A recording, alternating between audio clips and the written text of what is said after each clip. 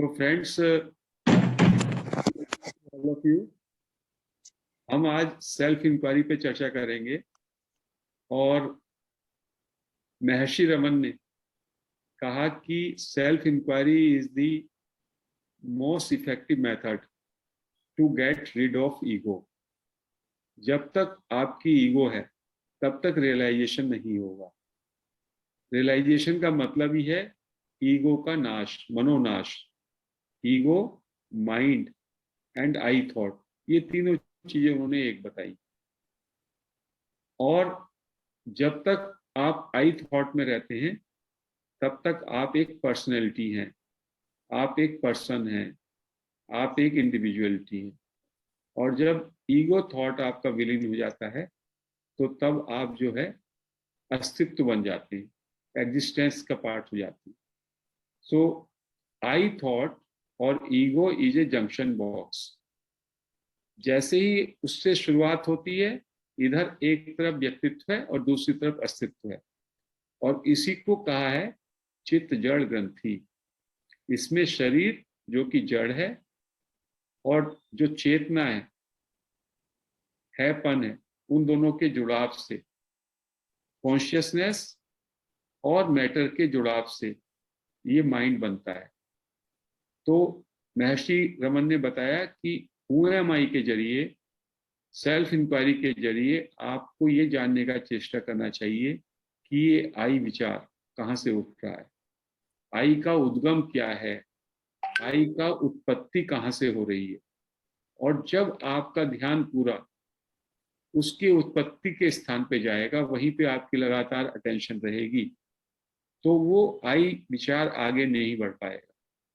आई विचार आगे बढ़ता है तो मैं शरीर हूं, तमाम तरह की थॉट्स फॉर्म से वो आई विचार कनेक्ट कर लेता है और आपका ईगो जो है इन्फ्लेट हो जाता है। और यदि उसको केवल आप आई विचार पे ही रोके रखें तो धीमे धीमे वो वीक होने लगता है। क्योंकि आई विचार की कोशिश ये रहती है कि वो बहुत जल्दी, जैसे ही वो उठे, वो अपने को बॉडी से, अपने को विचारों से, अपने को यू मी ही रिलेशनशिप से, तमाम चीजों में वो अपने को इंटीग्रेट करना चाहता है। और जब हम इस पे लगातार अपनी निगाह रखते हैं, अटेंशन रखते हैं, तो हम पाते हैं कि इसका कोई एग्जिस्टेंस नहीं है एंड इट वैनिशेस। और जब ये वैनिश हो जाता है सोर्स में, तो then the real I, eternal I, that shines, जो कि हर एक के हार्ट में वो आई शाइन करता रहता है। और जो ये दूसरा वाला आई है, माइंड वाला, इसमें भी जो थोड़ी थोड़ी बहुत भी जो शाइनिंग पावर है, वो उसी आई की है, एटर्नल आई की। तो इस आई को यदि हम लगातार अटेंशन में रखें, या जैसा कि कल बताया कि आप लगातार आई आई आई भी कहते रहेंगे, तो धीमे धीमे ये स्मॉल आई या ये ईगोइक आई आपको धीमे धीमे आपके रियल आई पर, सोर्स में ले जाएगा। And that will be realization. उसके बाद रियलाइजेशन किसको होता है? जिसको होना है वो भी नहीं रहता। Only there is a realization, only there is a reality, there is a non duality. जब हम शुरू करते हैं तब हमारी डुअलिटी होती है। एक तो मैं हूं, ईगो है, और हमको रियलिटी तक पहुंचना है। लेकिन जैसे ही रियलिटी में पहुंचे तो ये ईगोइक आई जो है ये गिर जाता है। Your individuality is totally washed away. There is only awareness, there is only knowledge.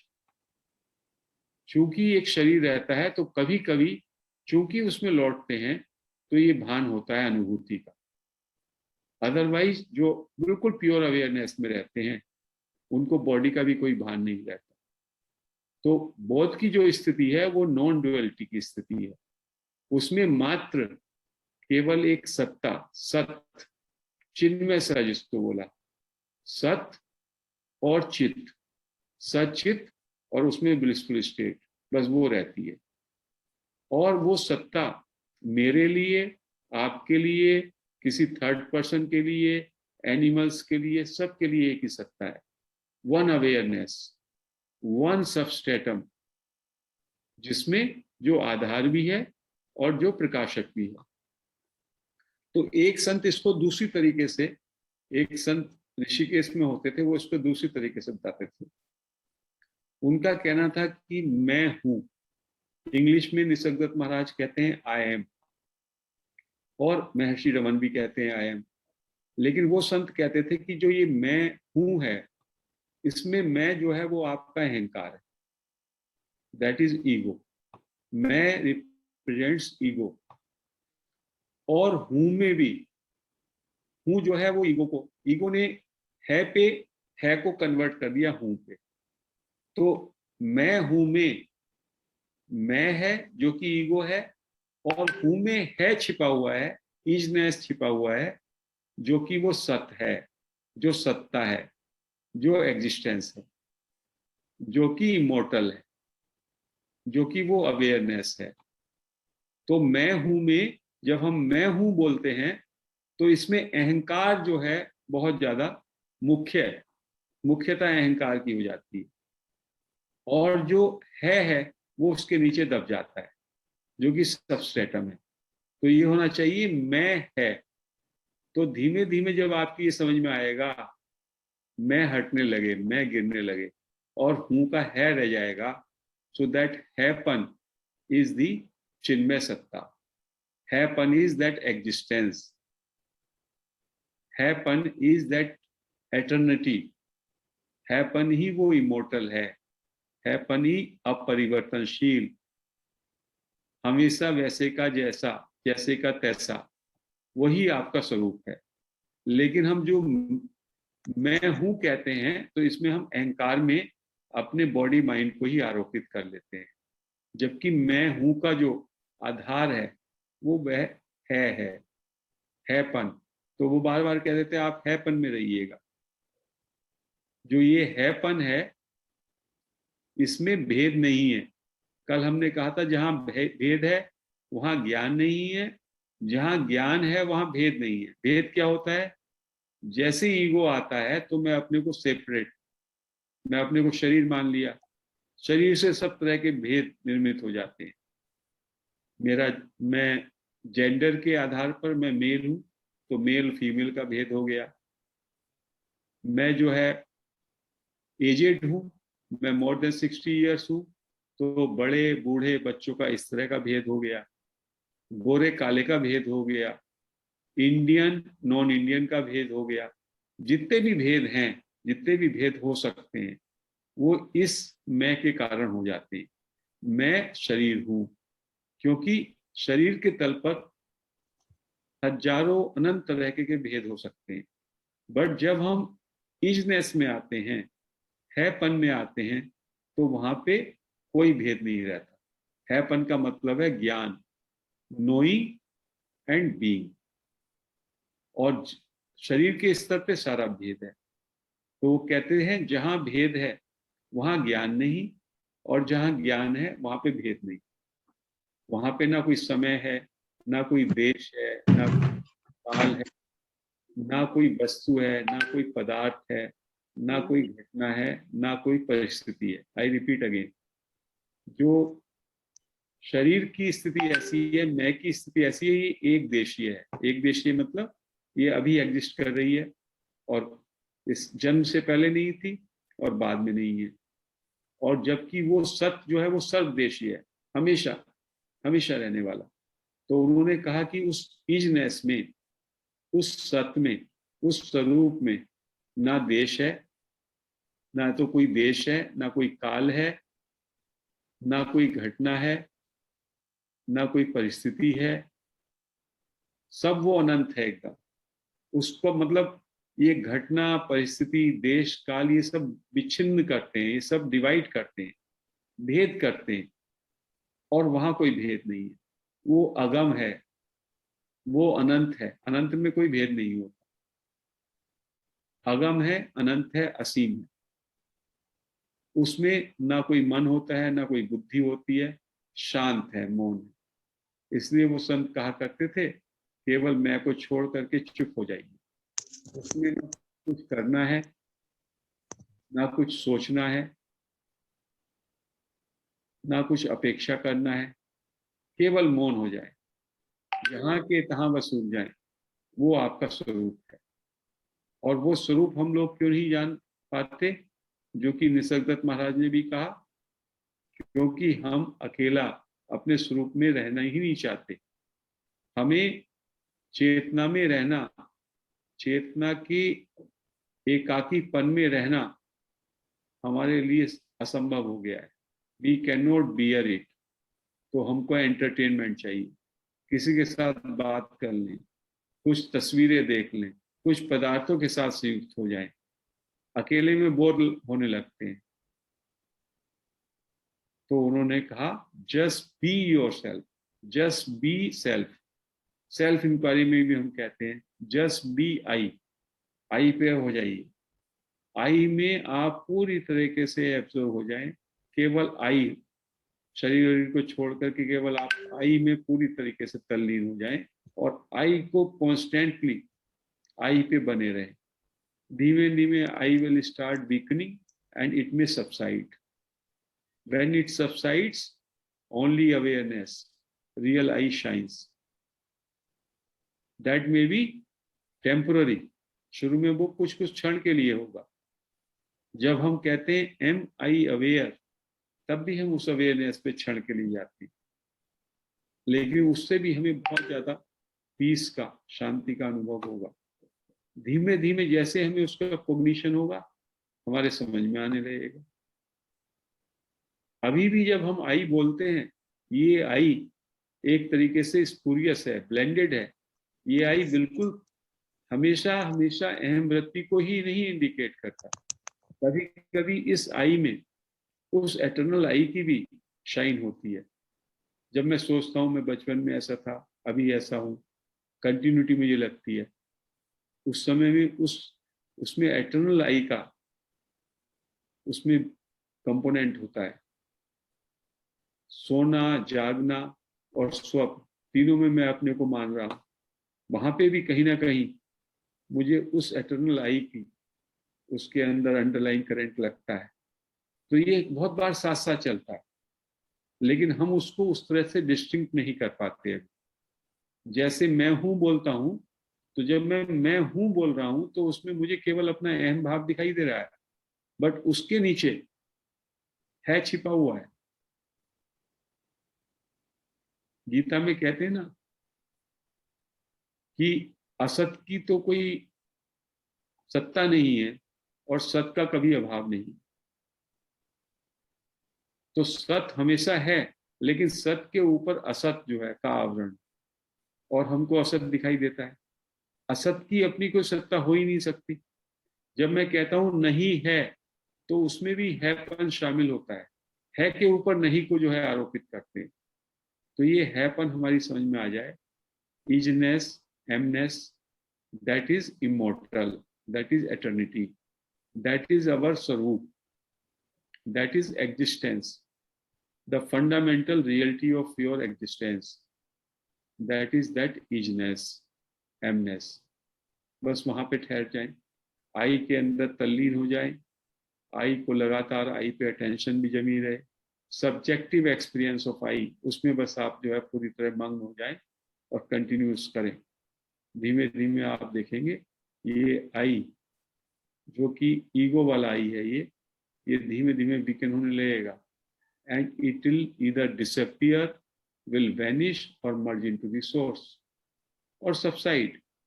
When it subsides, you are not there. Only that shining character of eternal I is there. आपको बीच बीच में उसका अनुभूति होता रहेगा, क्योंकि शरीर का भान बीच बीच में लौटता रहेगा। So the best method, as taught by Sir Raman Maharshi, is the self-inquiry, and this can be undertaken by advanced sadhakas, जो इस नॉलेज को थोड़ा सा इंटेलेक्चुअल लेवल पे समझ सकते हैं और फिर एकाग्रता के साथ इसको प्रैक्टिस कर सकते हैं। इसलिए आजकल हम सेल्फ इंक्वायरी को प्रैक्टिस करने से पहले थोड़ा समय आनापानसति ध्यान करते हैं, ताकि हमारा मन थोड़ा वन पॉइंटेड हो सके, स्टडी हो सके, और उसके बाद हम वन पॉइंटेड अटेंशन से आई में फोकस कर सकें। आई फीलिंग में, आई थॉट पे फोकस करेंगे तो हमारा जो विचार है इधर उधर नहीं भागेंगे। One pointed mind is very very necessary to do the self inquiry practice. So आज इस चर्चा को हम यही समाप्त करते हैं। अभी बीच में एक दो क्वेश्चन के बाद we will take up the meditation. We can close the recording.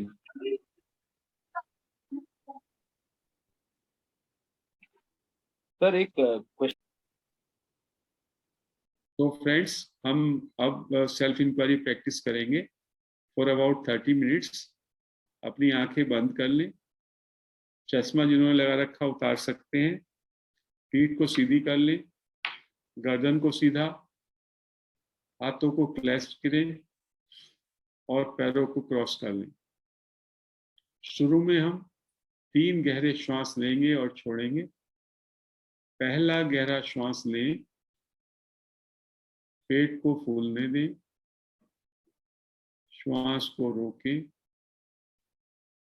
और धीमे धीमे श्वास को छोड़ें।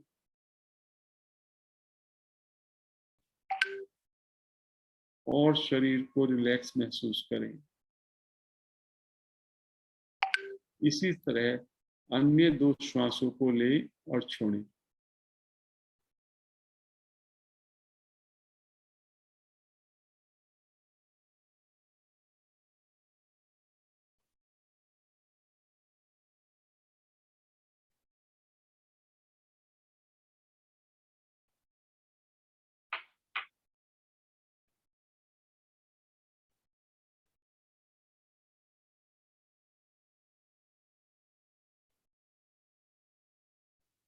अब अपना अटेंशन पैरों के दोनों अंगूठों पर ले आएं और धीमे धीमे अपनी अटेंशन को पैरों के अंगूठे से ऊपर लेते हुए धीमे धीमे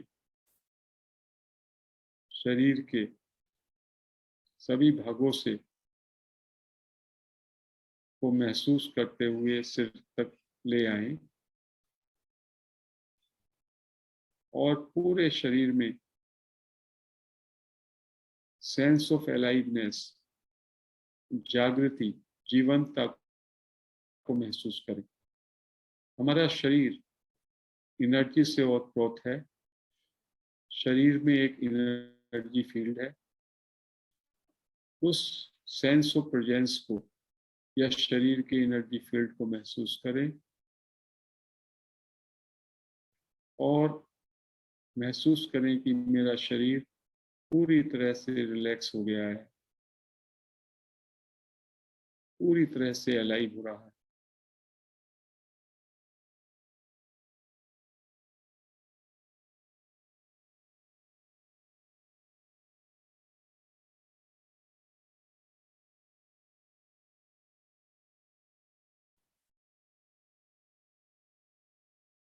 अब 2 मिनट के लिए अपनी अटेंशन अपने चारों ओर चलती हुई नाद, साउंड ऑफ साइलेंस पे ले जाएं।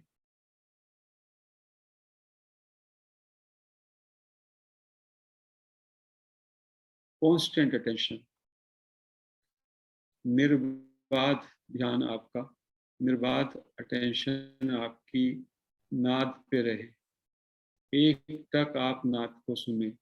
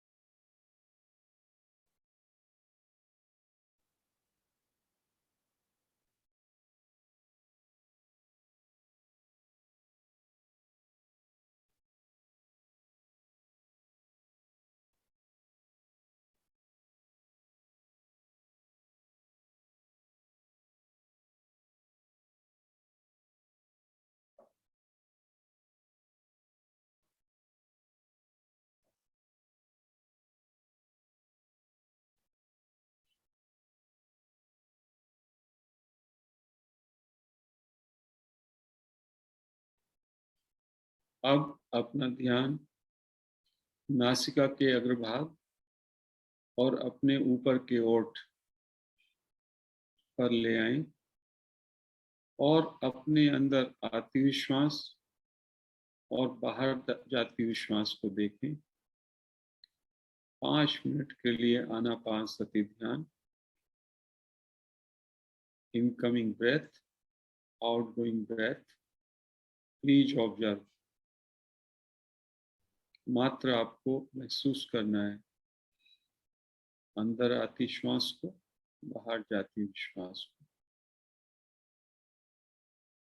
पूरी अटेंशन नासिका के अग्रभाग पर।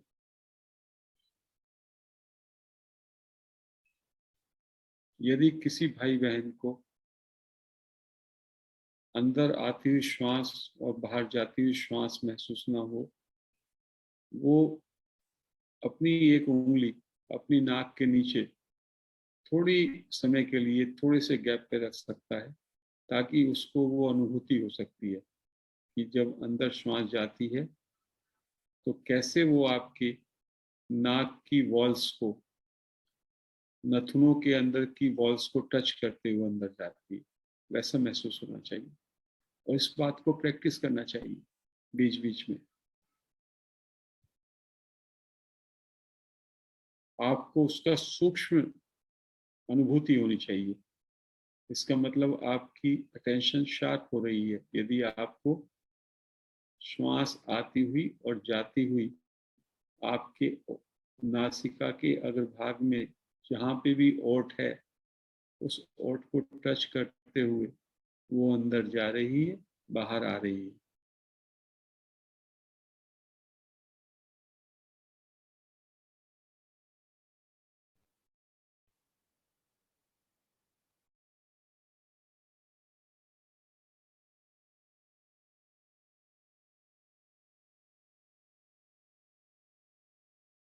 Focus your total attention on your nostrils.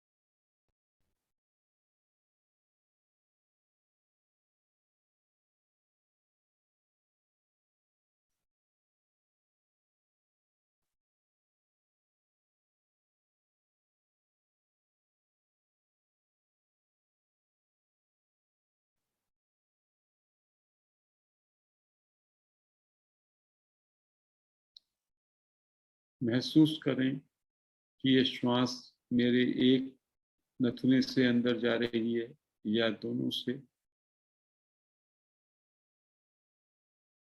जाते हुए इसका क्या टेम्परेचर है, ठंडी है या गर्म है, आते हुए कैसी है, श्वास लंबी है या श्वास छोटी है, ये सब आप महसूस कर सकते हैं। लेकिन जैसी भी श्वास चल रही है उसको मात्र महसूस करना है।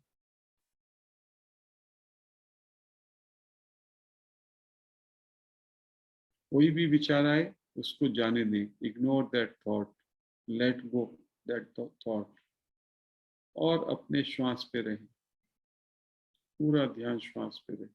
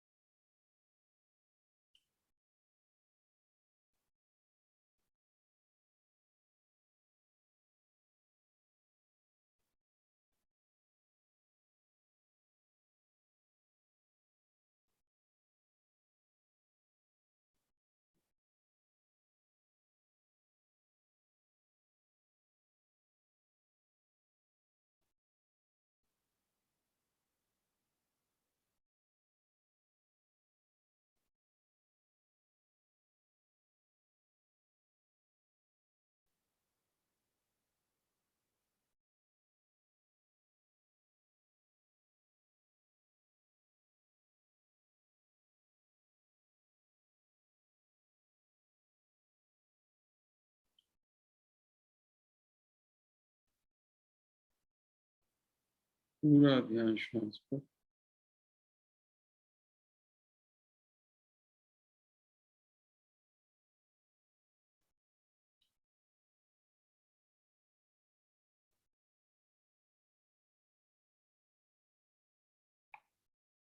श्वास एक सेतु की तरह है हमारे मन और आत्मा के बीच।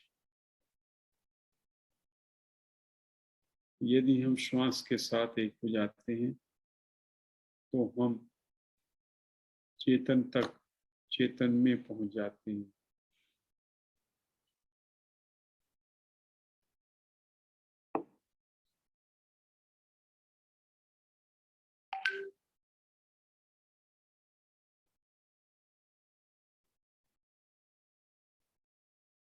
One of the most effective method for quietening the mind is Anapanasati Dhyan. We are doing Anapanasati Dhyan, observing our natural normal breath, going inside our nostrils, coming outside. Be with your breath.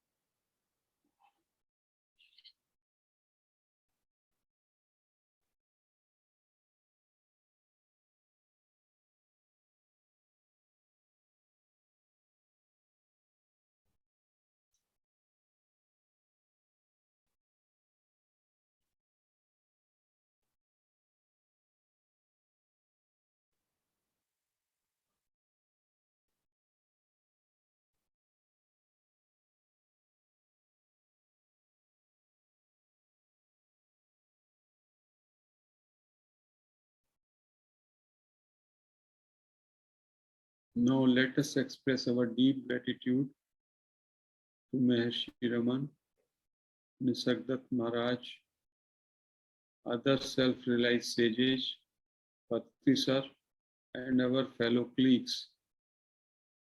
अपने से एक question पूछें पूरी intensity के साथ, Who am I? इस question को अपने अंदर लें।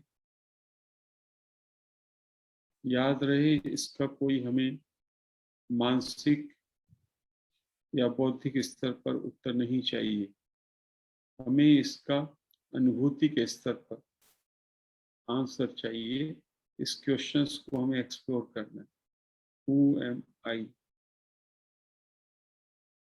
आप देखेंगे जब आप ये क्वेश्चन करते हैं तो आपकी अटेंशन आई पर रुक जाती है।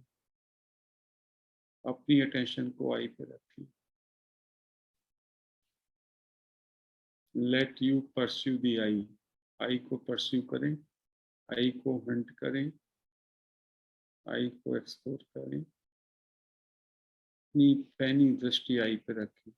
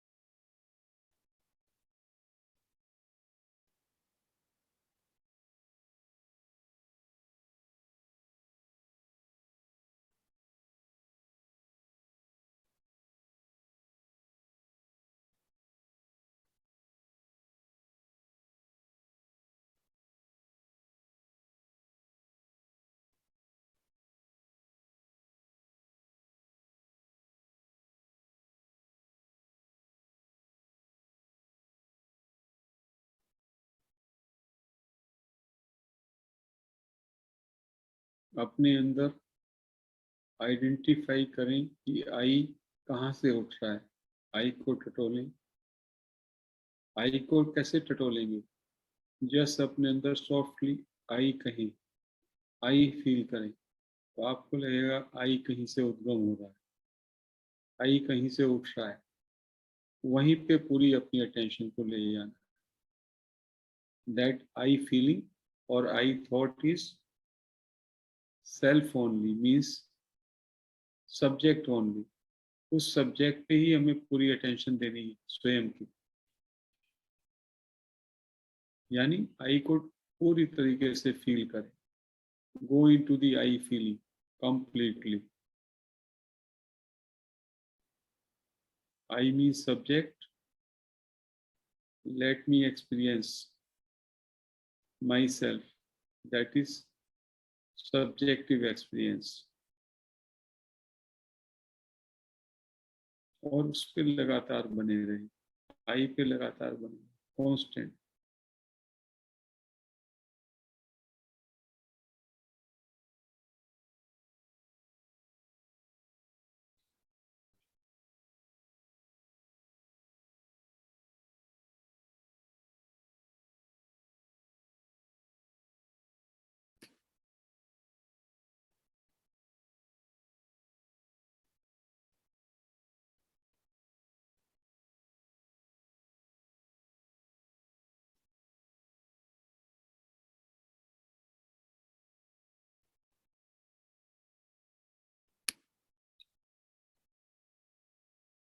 बस आई पे एक बार आई को आप आई पे अटेंशन डालें, फिर वो अटेंशन आपकी वहीं पे जाम हो जाए, कांस्टेंट हो जाए।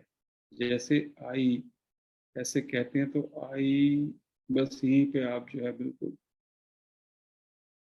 अडिग हो जाए। जैसे कि you have become totally still, you have become totally involve, you are having continuous feeling of I. वैसी स्थिति हो जानी चाहिए।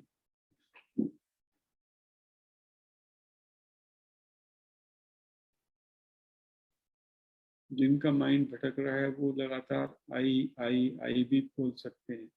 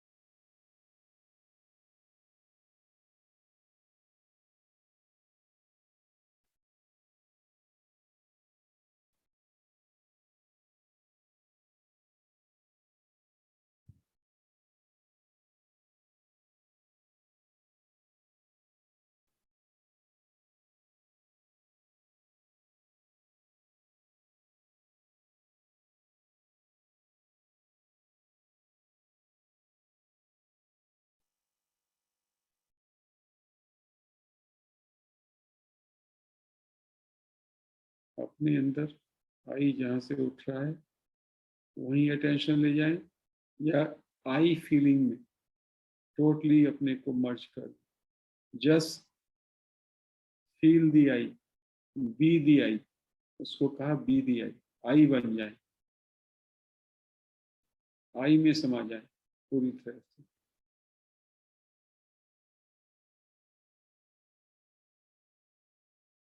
आई कहते हुए रुक लें और उसी को फील करें।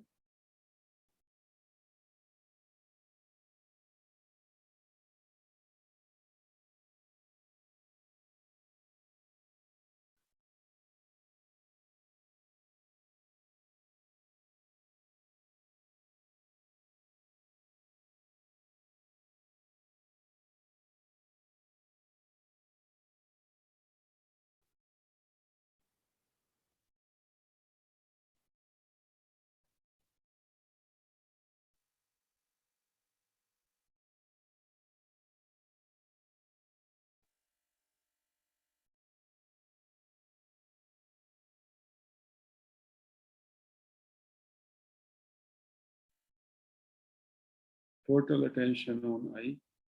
आई फीलिंग में बस डूबे रहे, जैसे कुछ और बचे ही ना हो, बस I feeling.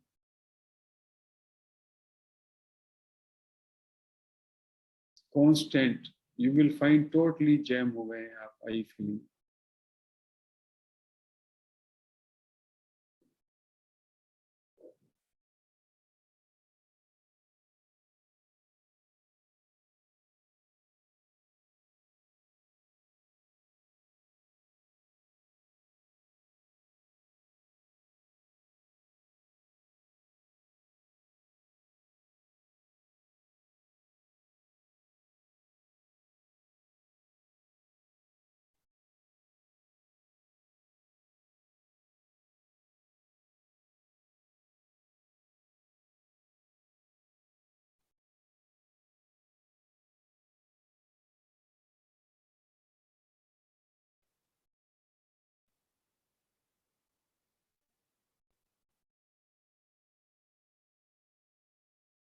Remain absorbed into I feeling.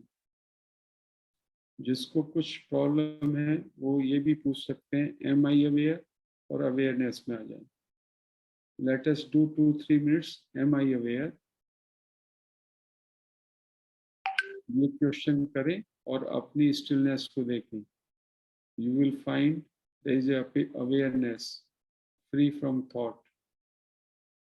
M I aware, ये क्वेश्चन पूछें और महसूस करें, एक्सपीरियंस करें।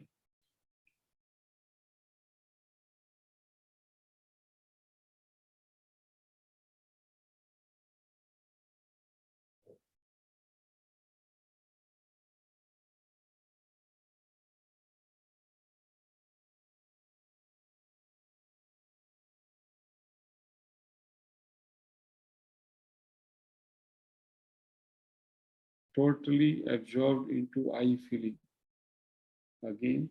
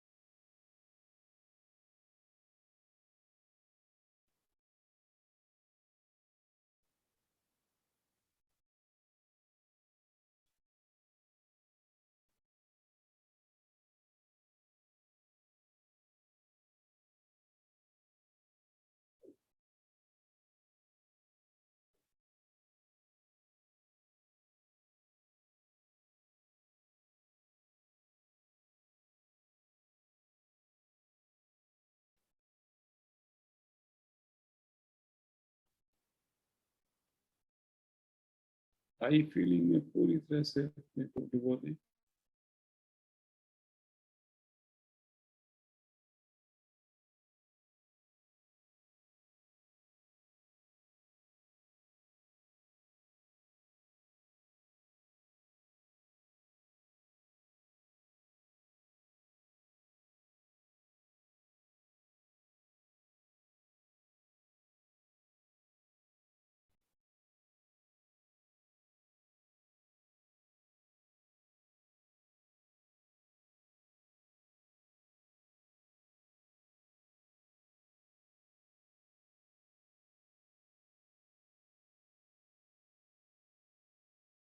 Let us continue for 5-6 minutes more.